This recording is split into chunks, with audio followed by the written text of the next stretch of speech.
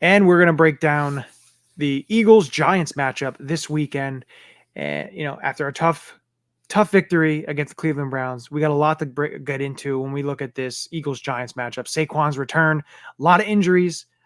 Eagles have some injuries offensively and defensively. Giants announced had a big injury. Potentially they get a player back, but we're going to get into it. We're going to break it all down in 5 seconds. He looks right, he fires, and it's intercepted! It's intercepted! It is intercepted by the Eagles! What a play! Snap. He's back, he's gonna run. He's in! Touchdown! Jalen Hurts! 20. Westbrook takes it. Looks for running back. Up to the 25, the 30, to the 35-40, 45 midfield, 45-40, 45-40. Brian Westbrook! He's going! He's gone! Touchdown! 15-10! The Eagles win! The Eagles win! The Eagles win! It's all birds, all the time. How about them Eagles? And again, we are joining you tonight, Wednesday night, to break down this Eagles-Giants matchup. I'm joined, as always, by Chip at Chip for the Birds, and, of course, a recurring guest in Mike Bauer at Rewind CEO to join us, talk some Eagles here. And, hey, it is a rivalry here, Giants, Eagles. Watching the Giants on Sunday night that game in general was just, it was hard to watch. It was bad. I'll be honest, I didn't enjoy that game. That game was bad. Sucked. It was very bad. Now, listen, the Eagles have not played well at all football wise. Nope. Offensively, they've been pretty bad. So hopefully we start to get a little bit of a resurgence of offense, kind of, start hitting their stride. This is the time where they're going to need to do that to get to that point. Cooler if they did. Yeah, because you're playing the Giants right now. They're 2-4. You can, knock them down another peg here. And, Washington's not going to go away. Washington is a very good squad. They're not going away anytime soon. And the Dallas Cowboys, well, they're a mess, and they got one hell of a schedule coming up. So, Eagles right now, this is their stretch. And we talked about it, Chip, and we talked about it, that this is their time to get themselves in a position to be a little bit more comfortable and get out of the uncomfortableness that we've been watching for basically what I would say almost a year and a half, basically. A little bit. The wins have been way too uncomfortable. Yeah. The ho-hum that they have been playing football styles it's absurd at this point. Like, we get it. You can win football games that are close. Neat. But like we already broke down on Sunday night, this was the way they played the Browns was not in any way dominant. It was not any way effective. It was not any way enjoyable. And they had a very similar opponent here in the New York Giants in a game that has a little more emotion already pre-built into it, being that it's Saquon's return. Single-handedly, the game plan should be Saquon carries the ball 25 to 30 times and let them just push. He's got to end up with 200 some yards. And if that's not the game plan, if the game plan is let Jalen Hurts pass the ball 45 times, then somebody should be getting the axe this week. The script for this week is written itself. Yeah.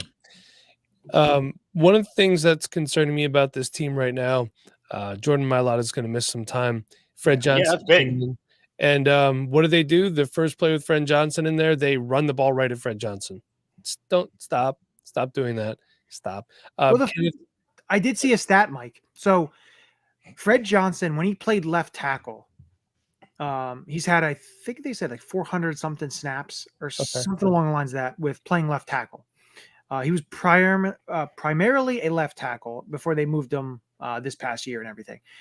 He has a 2.5% pressure allowance rate at playing left tackle. Jordan Mailata this year has a 2.4% pressure allowance rate. Okay. So maybe left tackle is a little bit better than what we saw on the right side. Hopefully that is the case. But again, it's something that's going to be tested because you're going up against one of the best pass rushers in the NFL and Brian Burns this weekend. So, yeah, I mean, I'm looking at his stats from 2024 so far. He played 124 offensive snaps. Of those, 76 were pass blocks, and he has 18 pressures allowed in those 76 snaps. So, yuck. One other thing that I noticed that they did that I didn't like, Kenneth Gainwell ripped off a long run, and then they gave the ball right back to him. Stop outsmarting yourself. And I'll tell you what, What we need to see from this coaching staff too is you need to pound into Jalen Hurts' head. The middle of the field is wide open. The middle of the field, your friend. The defenses aren't even queuing in on him on the middle of the field. They could just let these guys run crazy. If AJ or Devontae or Dallas Goedert are not open on the outside, Jalen's going to run. My other issue is I believe the Eagles are now 29th in the league in motion. So going right which back is down again. crazy. Which is crazy when you look at the game plan for the first week of the season. The first week of the season, when Kellen Moore was starting to trickle in his offense and his offensive strategy, there was motion, pre-snap motion, almost every single play. So for them now to be near the bottom says that somebody, not saying names, Nick Sirianni, is overthinking things and forcing Kellen Moore to do things that he is not comfortable with and distracting him from what he was hired to do, which is make this offense better. But let me ask you this. Is it Nick Sirianni? Because also remember, I don't know. But remember, Jeff Stoutland and Jalen Hurts aren't I don't think they're a big proponent in motion. So if they're saying, they're poo-pooing the idea of a lot of motion because it affects them and stuff like that. Because, a player, now I'm not saying I'm not comparing the two, but a guy like Aaron Rodgers doesn't like a lot of motion in his offense. So if they're giving Jalen Hurts the reins to say, what kind of offense do you want run? And he doesn't want a lot of motion, then you're getting to the situation where we're not going to see it. And then you get to the point of you have to just use your playmakers and throw deep in there.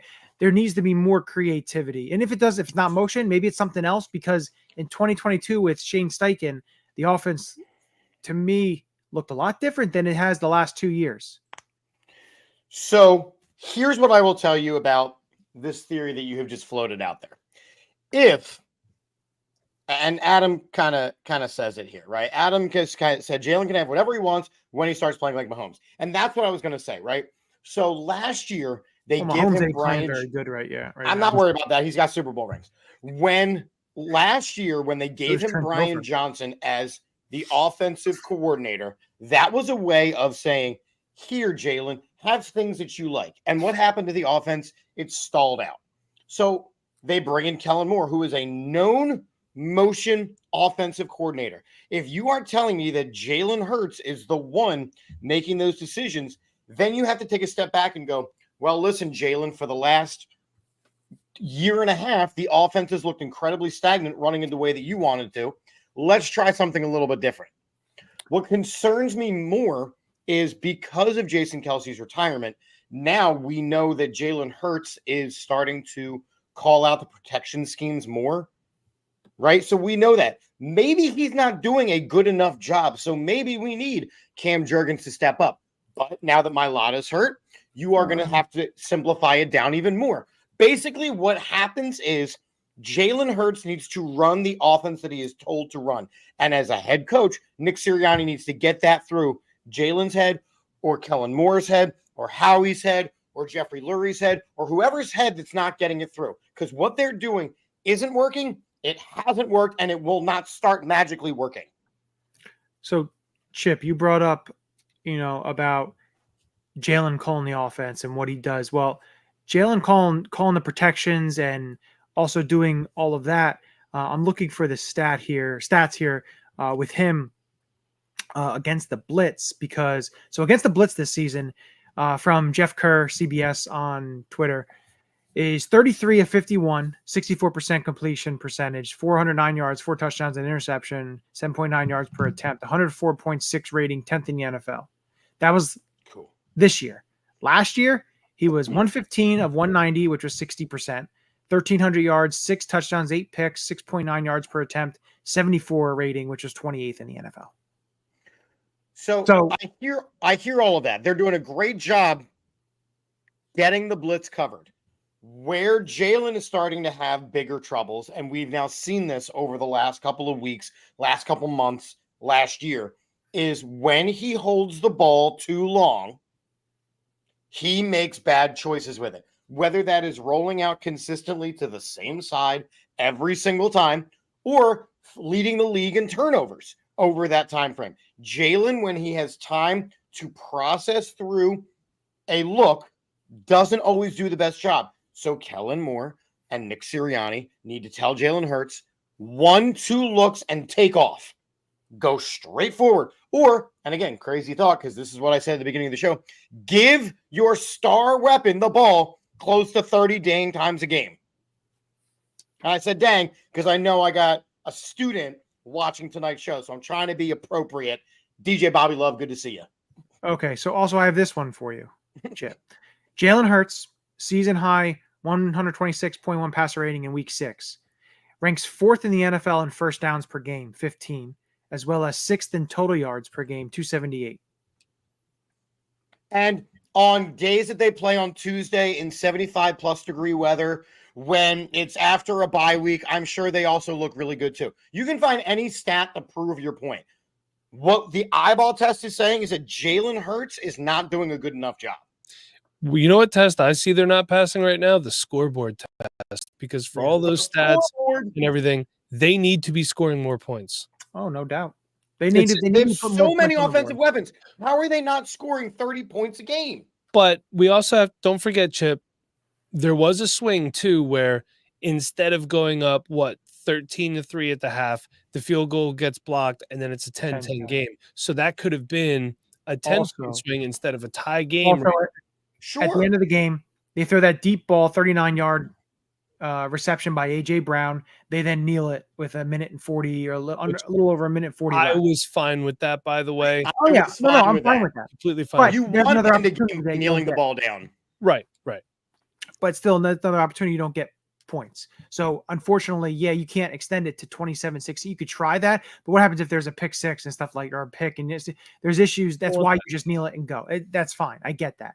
They need to be scoring more points. We know that. We want to see them, like the point output we saw week 1, where they're able to score 34 points, and yet they left some meat on the bone when you took a look at the offense and what basically that, they came away with some field goals when they could have came away with some touchdowns. And,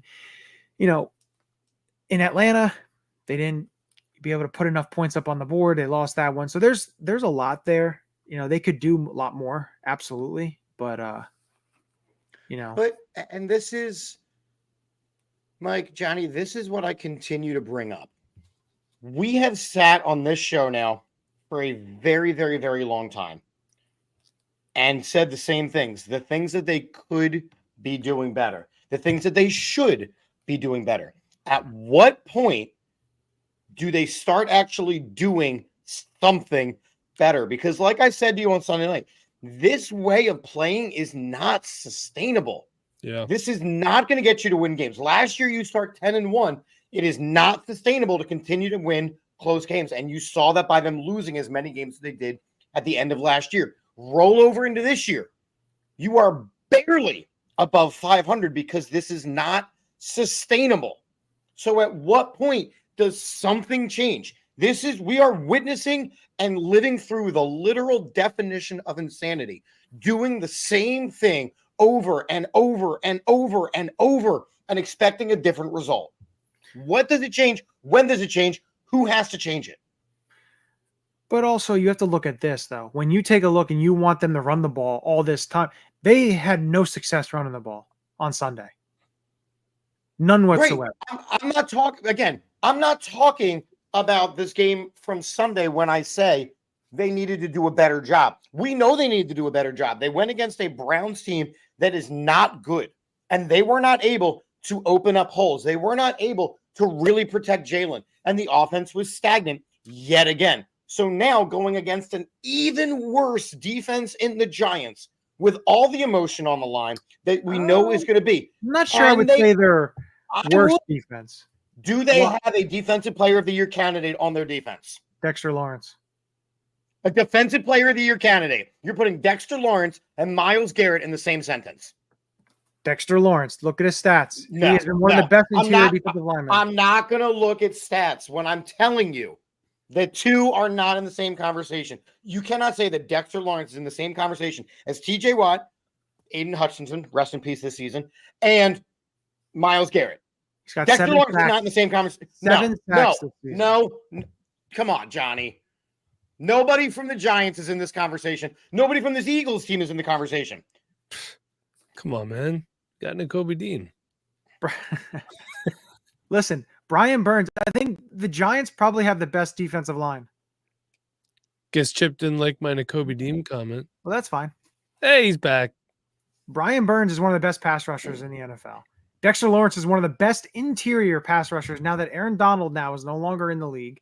He's one of the best interior pass rushers in the NFL at his size. At 6'4", 340, he's got 7 sacks this season already.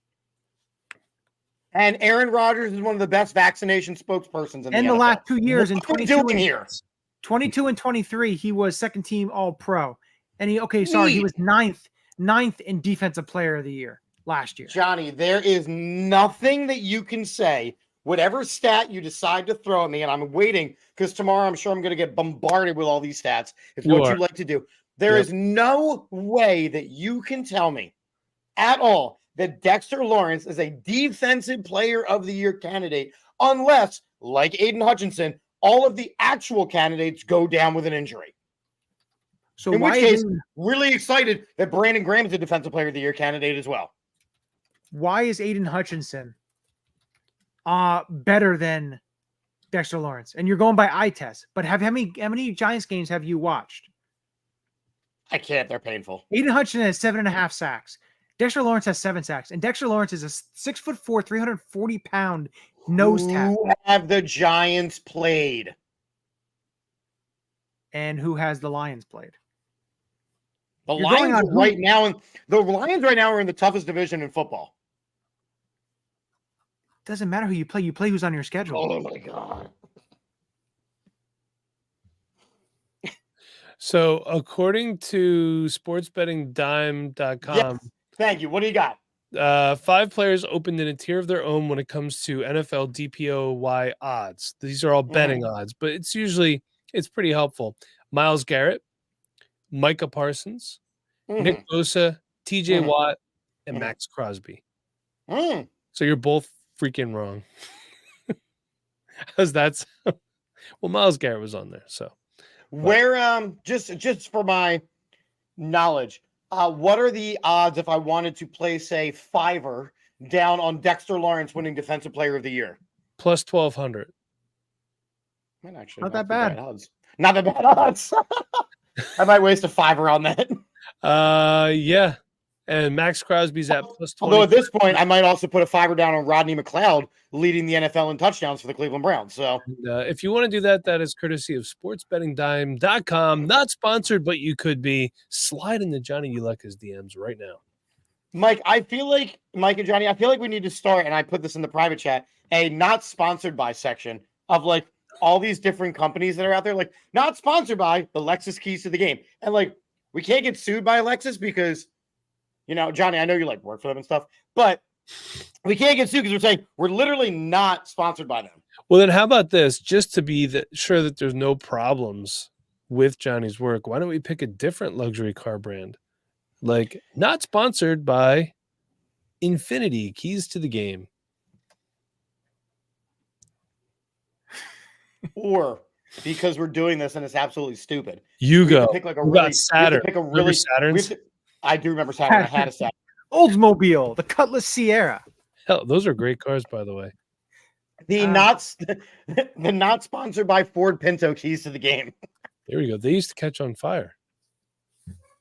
We are not sponsored by Tesla. I'll take some of Elon's coin, though, if he wants to buck it up. I mean, I'm not going to say no to that. Elon Musk probably has higher Defensive Player of the Year stats at this point than Dexter Lawrence. Okay. Because he controls all of Twitter. So let's get into this matchup in this game. All right, fine.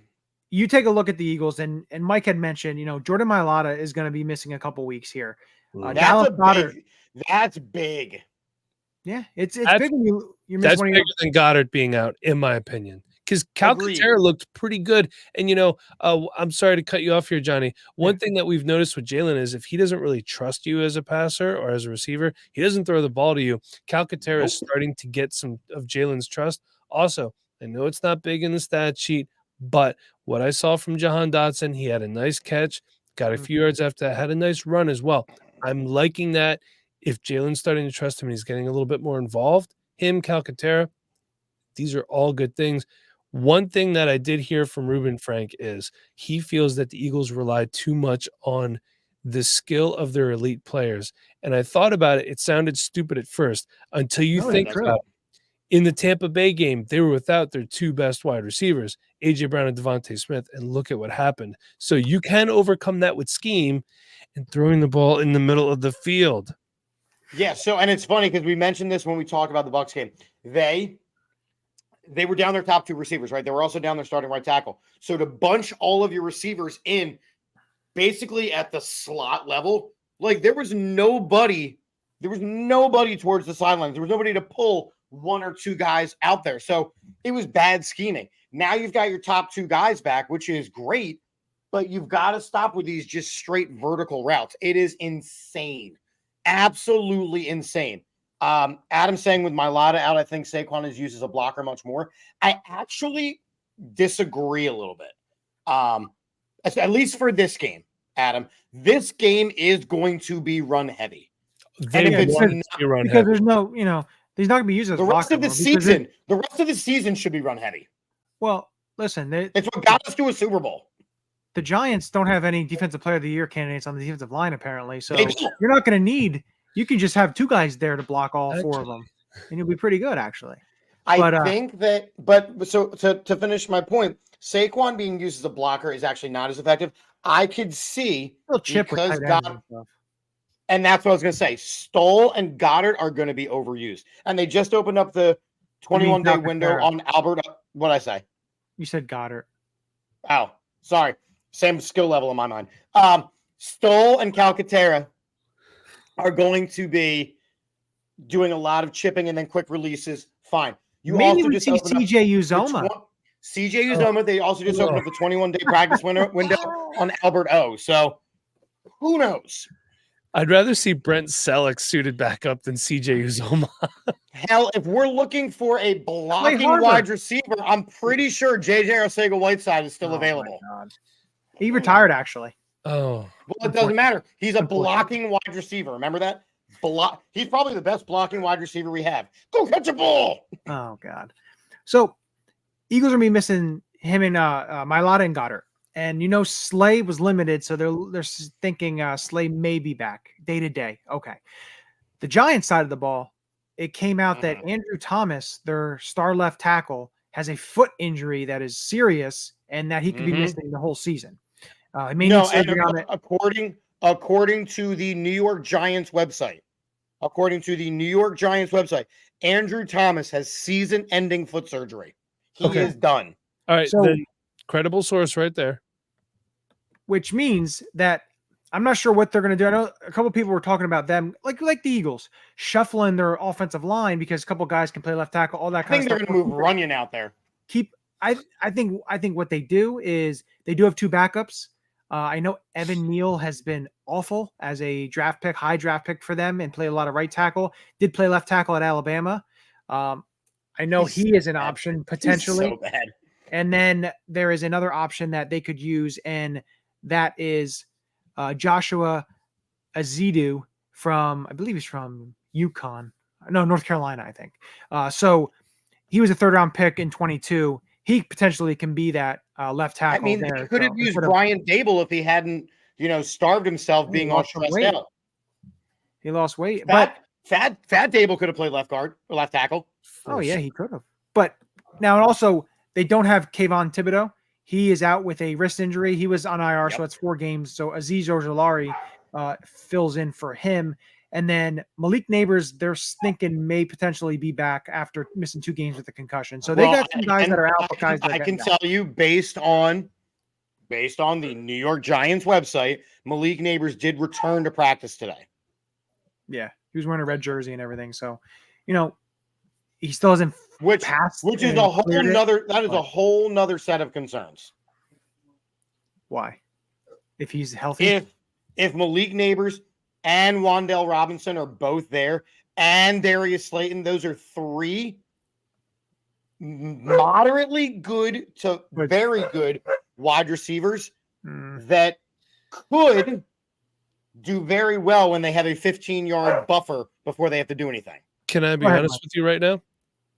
I'm not worried about that. And I'll tell you why. What I've seen from Quinyon Mitchell is this guy is going to be a legitimate starting cornerback in this league. Darius Slay can still shut it down. And Cooper DeJean, wow, did he look good. He looked so good. He looked so good. Goodbye, Avonte Maddox. Thank you for everything. It's been real. We got your replacement. Actually, I would prefer to keep Maddox as a backup because I think he's still a competent backup. And he should be. I think you just need the depth. Correct. Sidney Brown should also be back very soon. Oh, too. beautiful. Well, I can't wait for that. So I'm not. I agree with you. Quinyon Mitchell on Malik Neighbors. Malik Neighbors is going to win some, but it's really nice to see that Howie drafted a defensive back in the first round, and we really got that one right. But my fear is not the one-on-one matchups, right? My fear is not that Quinyon Mitchell is not going to win a handful of matchups against Malik Neighbors. My fear is that the scheme to defend Malik Neighbors and Wan'Dale Robinson and all these guys is going to be as bad as it is, which is giving them a 15-yard to 20-yard buffer to get a head start and just sit in the pocket. If there is one thing I do trust Daniel Jones to do a little bit, it's throw short, quick passes. Yeah, it's got to stop.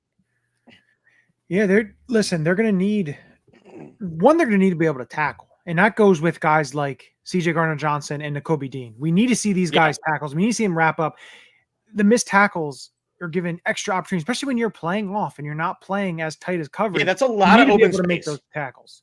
And you got to see it. But you also need to build off of what you did to the Cleveland Browns and get some sacks, whether it's manipulate some things, whether it's use a guy off the edge, do different things. But if you're able to get to Daniel Jones and hit him and, get some contact on him, get some pressure on him, that could also make him throw into coverage, make him throw off balance, and you get yourself a turnover, which we need to see. I need to see some turnovers because you need some extra possessions. And that's how extra possessions can help them and get them to score those points and get score differential.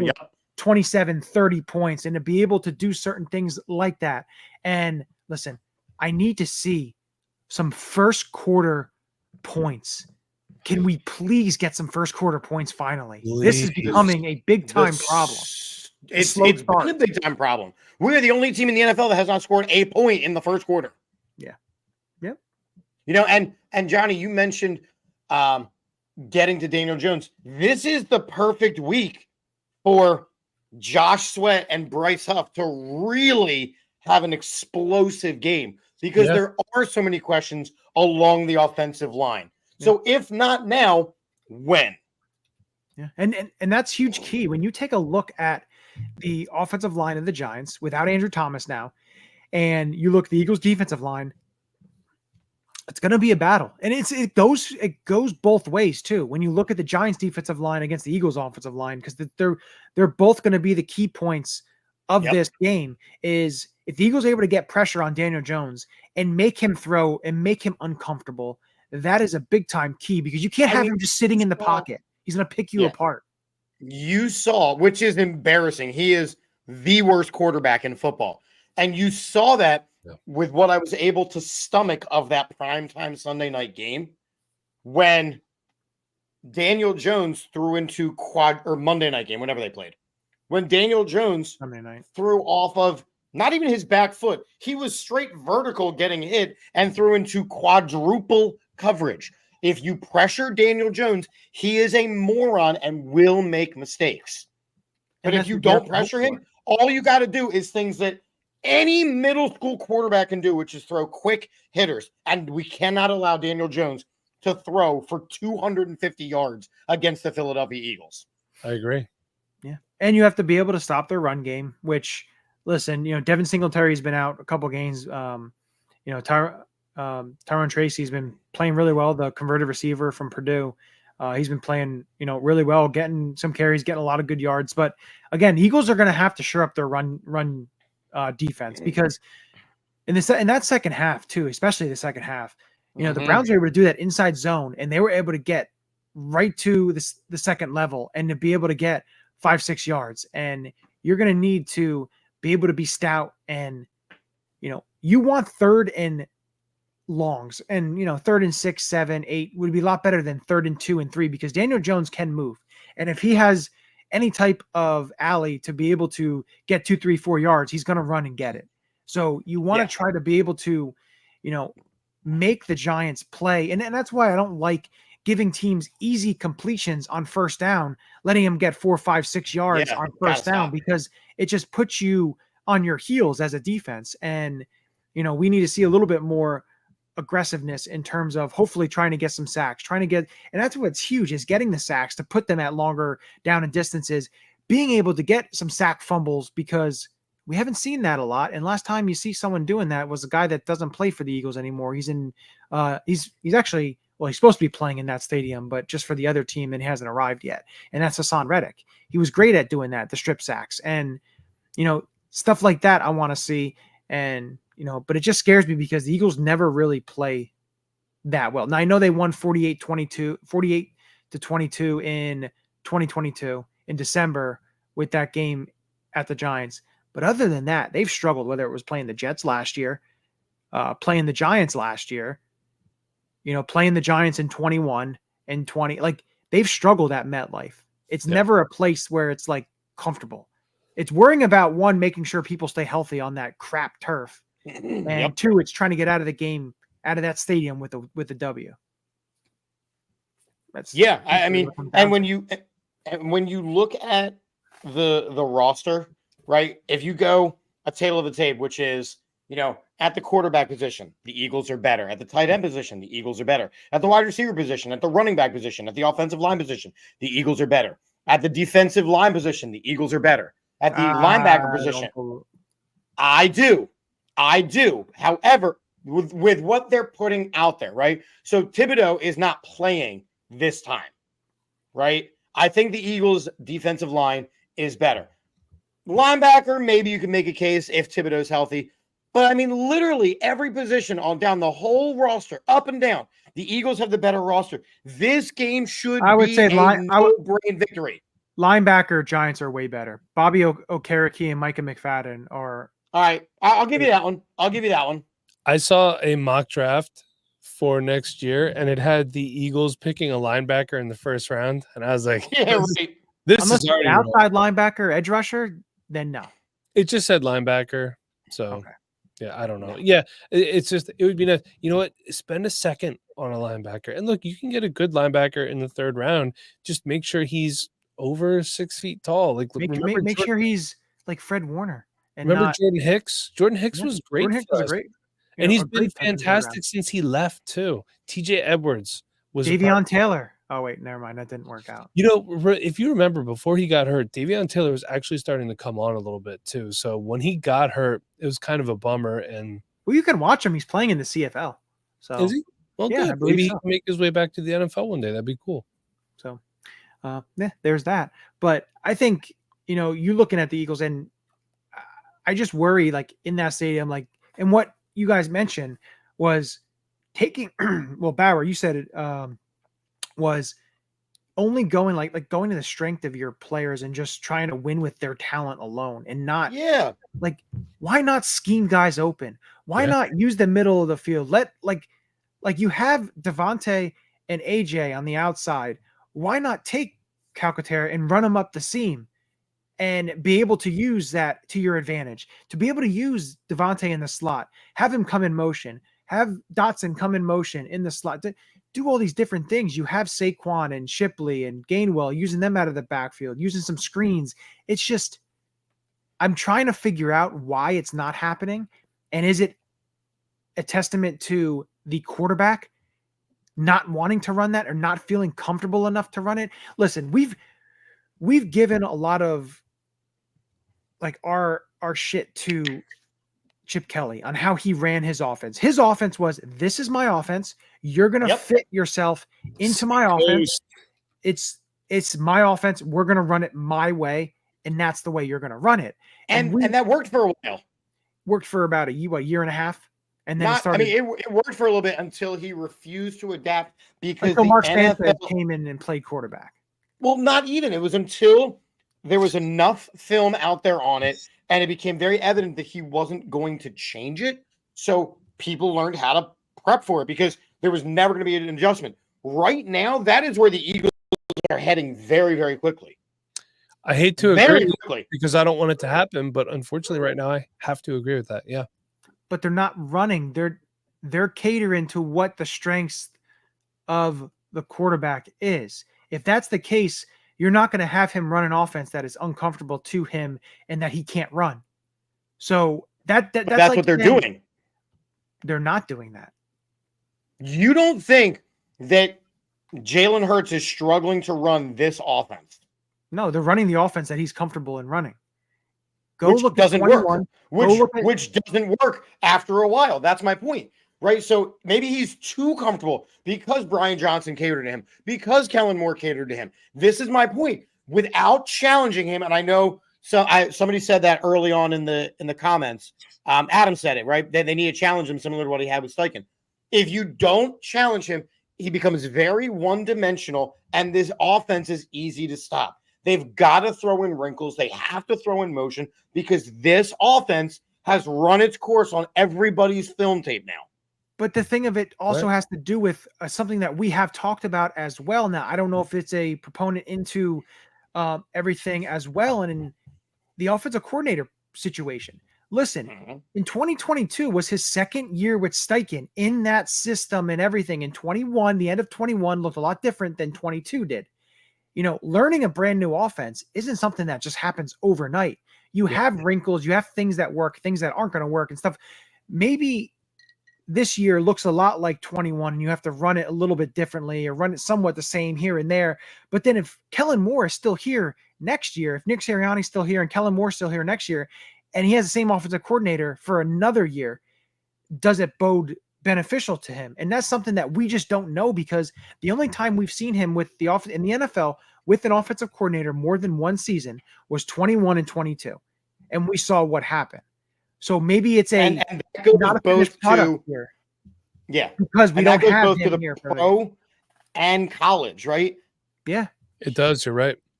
So it goes both to the pro and college. So if he's in the same system for too long and you're no longer challenging him, he's never going to get any better, right? We think about this with our jobs. I know as a teacher, if I'm not constantly learning, I get very stuck in my ways. You have to be challenged. And the bigger issue is on the NFL scheme is that people can watch videos. When we played against the Bucks, the offense that they ran, you did not even need to do film study for. That's how easy it was to defend against. The offense that we ran against the Browns, you knew what was going to happen. That's why it was so effectively stopped. If you continue to run the same thing out over and over again, you cannot expect different results. You can expect worse results in the NFL. Yeah. Yeah, we have to see. We have to see. And y'all got me all heated tonight. This ain't even about the game. Now you got me all angry. No, I love it. I love heated, Charles. Well, no, we have to see what kind. And that's the thing. Hopefully, we get a little bit of a switch and a change as the season's going on. More familiarity and comfortability with the offense starts to develop into seeing what we kind of saw in week one. I need to see a little more of that. I need to see some motion. I need to see more of that because to me, I just don't understand because to me that should work off of the strength of Jalen. If you're having all these guys moving, the defense has to watch all these guys, but also they have to keep their eyes on the quarterback to know that he can take off and he can get those yards and get a first down and be able to beat you and break your back as a defense because he can hit you with a huge gain. And I think that's something that we as a fan base are calling for. And that's why we get so critical. And that's why we get so, heated about these topics and about what we're seeing on the field because we're seeing with our eyes thinking to ourselves, why do we keep seeing the same thing again and again and again? But I want you to also think not just with this current regime. And I brought this up on my show with JD, I think a week or two ago. The Eagles are known for being the the NFL leader in having a black starting quarterback, right? We just are. But think about those quarterbacks and what we have demanded of them.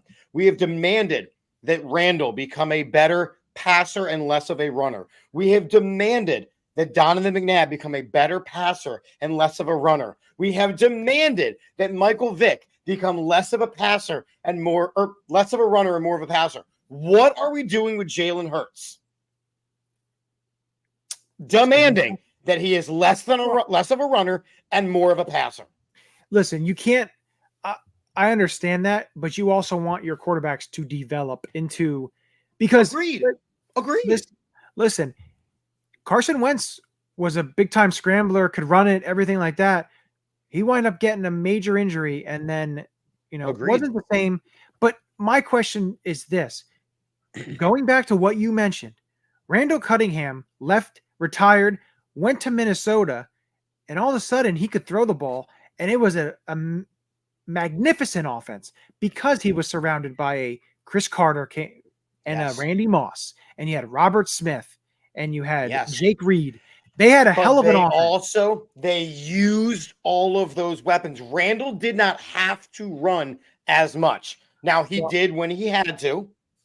Randall also had some weapons, but unfortunately, early in his career, Chris Carter had his issues, was cut, and Mike Quick, unfortunately, had knee injuries and had to retire. No. I'm talking about that Vikings team that you mentioned. Randall did not have to run as much. Jalen last year had to run a ton. He had to be the team's leading rusher. You don't have that problem anymore. You have Saquon. You can pick and choose when you run, but you also have to utilize Saquon. That's my point. Charles. Yeah, I agree with you. And Johnny, I have some stats for you guys if you'd like to hear them. Let's go. Quarterback develop. Let's do it.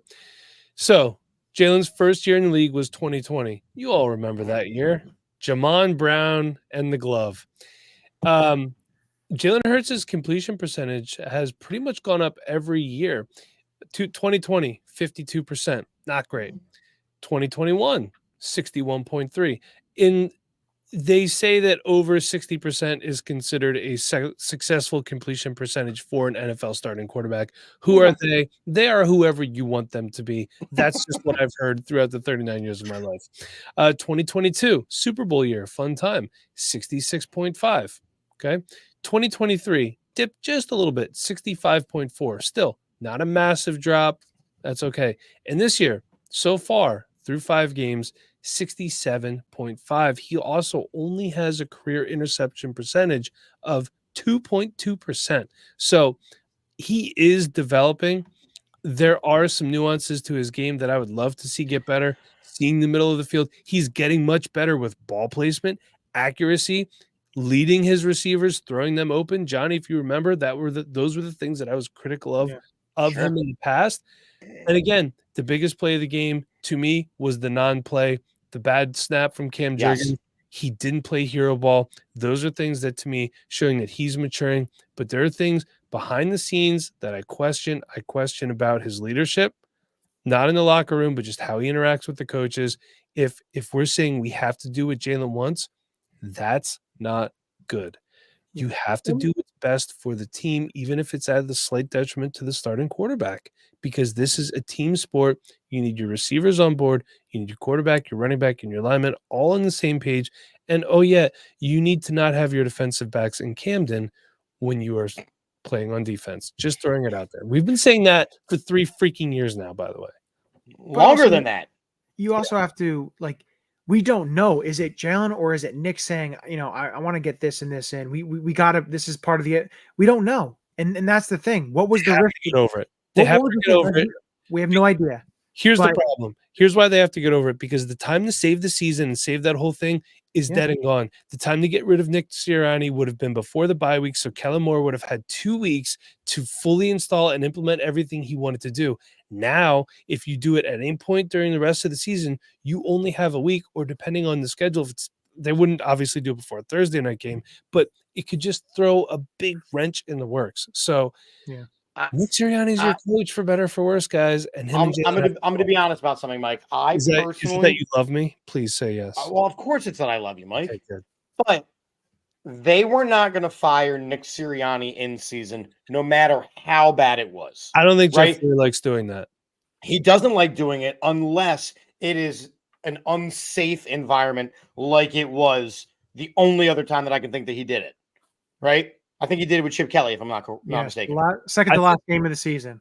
I think he's the only one that he in the Lurie tenure. Rhodes in season. He didn't fire Andy in season. Nope. Doug was after. Didn't fire Doug in season. Yep.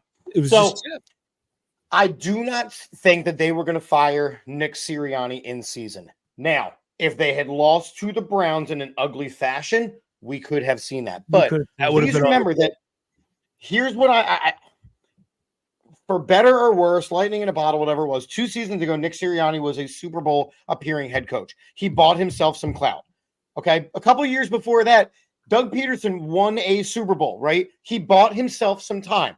Now, if the season continues to remain stagnant, we could see an ending to Nick Sirianni's tenure if Sirianni continues to be the focus of the headlines. Him messing up and doing that whole shenanigan with the fan was a problem, right? It was not a good look. It was not a good move. And I know it got blown out of proportion, and that's what always happens in Philadelphia, especially when the team is struggling. However, Nick Sirianni will remain the head coach this season, but he is on a hot seat, in my opinion.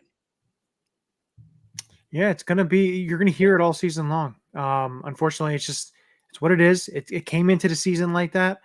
They're 3-2 right now. You know, if they struggle the next couple of games against teams that, you know, as you would see record-wise and, you know, as we would think are below them, if they struggle and they're 500 by the time, you know, game 8 or 10 come, it's not going to be a good look. The noise is going to get even louder. So, and actually, I'll one up you because not one up you, but I'll add one to my point because of the way Nick behaved this past week in a game that was ugly. I think if there's an ugly loss this week, we could have that same conversation. Like, he did himself no favors with his behavior. Are you just saying the behavior on the field? I'm saying the outcome of the game, the product that went on the field, because again, he's the head coach. Everything funnels back to him. And then the antics on the sideline. Okay. Yeah. All of that combined, if you have an ugly loss at MetLife, when the game plan, everybody knows what the game plan should be. There is not one podcaster, there is not one writer, there is not one toddler walking around that does not know that Saquon Barkley should touch the ball almost 30 times a game. Throw it 50 times, right? That's what Andy Reid would do too. I swear to God, Johnny, you're trying to make me angry tonight. I am. Well, I know what'll get you angry. Yeah. And we're going to talk about the Ulecka locks. And I'm going to get... Whoa, Sarah, you did not play the intro video. You're on the wrong one. I know. I'm going to play it. You need to calm down. I said we are going to play the Ulecka lock. And as we do, we always start it with this. It's time for the Ulecka locks of the week. Who's your lock? Who's your lock? Daddy. Thank you. You're welcome. Thank you. You're welcome. So, last week, it was not very good. I missed mine by one interception that unfortunately got tipped between Quinion and CJ GJ. So I did not get the 3 sack. Well, they did get 3 sacks. They got 5 sacks. But I did not get the interception. So that was wrong. And Chip, you had, I think Jalen 3 touchdowns? Jaden Daniels with 3 touchdowns and a win. 3 touchdowns and a Washington win. Well, Washington didn't win, and I believe he only had 2 touchdowns. Dose. So, you got that one wrong as well. We both we're right. We did pick the Eagles to win, so we both were correct on that, which now brings us to this week. There it is. No, it's not doing it. It's not working. I don't know. I'm not going to get into it. Yeah, you can do it yourself if you want. But now, do you want to go first, Chip, with your Ulecka? Sure. With my Not sponsored by Ulecka Master Lock of the Week. A lot of interesting games. I am going to focus on what I think is one of the biggest matchups of the week, which is the Lions and the Vikings. The Vikings coming off a bye week, the Lions coming off a very emotional loss in their season, but a dominant win. I have this game being an offensive smackaroony, if you will. I have a combined 70 points or more between those two teams. And what game was that again? I wasn't listening. The Vikings and the Lions. Okay, that's what I thought. I was half listening. Just trying to figure something out. That's a lot of points. That's a lot of points. We'll see. Now, Minnesota's been playing really well. Detroit just dropped 47 on those lowly Dallas Cowboys on Jerry's birthday. Oh, so sad. Not really. It was funny. It was great to watch. I've got Nick Chubb. Looks like he will be coming back this week against the Bengals, the Browns-Bengals matchup. Nick Chubb scores a touchdown in his return. I'm going to go with it. I'm going to lock that in because I think that is something definitely could see happening and would be Would a it great make you story. excited? Yes, it would get me all chubbed up. Yeah, I did it for you. Mike, brings it to you for you or your Ulecka lock. You're going to like this one. Unranked Purdue knocks off Oregon at home. They are very, very good playing top 5 opponents at their home stadium when they're unranked, specifically against the top 2. Well, I don't like that because by the time if Penn State stays on their roll, they're going to be playing at Purdue and they're going to be highly, highly ranked. Just saying. I know, but in Drew Aller, we trust. Very true. Very true. And we get a week off before they have to travel to Wisconsin. So It's going to be a tough game. But we have the Eagles, and now we have the predictions for this Eagles matchup. And I'm going to start with you, Mike, for your Eagles prediction and what you think's going to happen this Sunday at 1 p.m., which the Eagles now have a couple 1 p.m. games in a row. Cincinnati was changed from 4:25 to 1 p.m. And there is a possibility that the Sunday night game with Jacksonville could be moved probably to 1 p.m., which means the Kelly Green will be wearing that's one that should be moved. That nobody wants to watch Jacksonville in primetime.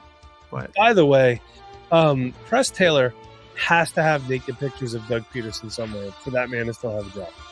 And yeah, they're pinned both up of in the bedroom. Both of them.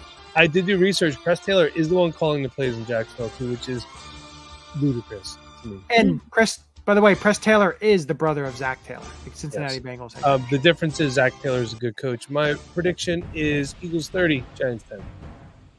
Ooh. Saquon is going to go bonkers. Yeah. I'd like to see that. Go ahead, Chip. What is your prediction for this weekend? Yeah, I've been talking a lot of smack about this Eagles offense, and I feel like, again, this They're is the listening week to you? where Saquon Barkley is actually going to do something because he has no other choice but to do something. I got two things happening here. Number one, I have the Eagles winning 31-14. I think they're going to score a couple of points on us. But I also have the Eagles, ready for this, Johnny? I know this will make you happy. Winning the turnover battle. Ooh, I like it. Because really they haven't won it at all this year because the block punt return, that's considered a turnover. That's a turnover. Yeah, they've lost the turnover battle every single game, so they're going to win the turnover battle. I just care that Jalen didn't turn the ball over last week. I That agree. was great. That I was agree. wonderful. So I have this matchup being a little closer than you guys do, just because I'm going off of what the script has been said all season long and what we have watched. I'm going to keep doing it until I am proved otherwise, because that's just the way the Eagles like to play it, and they like to keep us on the edge of our seats. But I have the Eagles winning 24-20. So it's not going to be. Is it a good 24-20, or is it like a 24-10 and they get a late fourth quarter touchdown?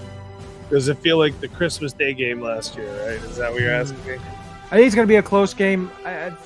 Is it going to be you're comfortable? Probably not, because I don't care about a close game. Is it a dominant game in your mind? Do the Eagles dominate the Giants?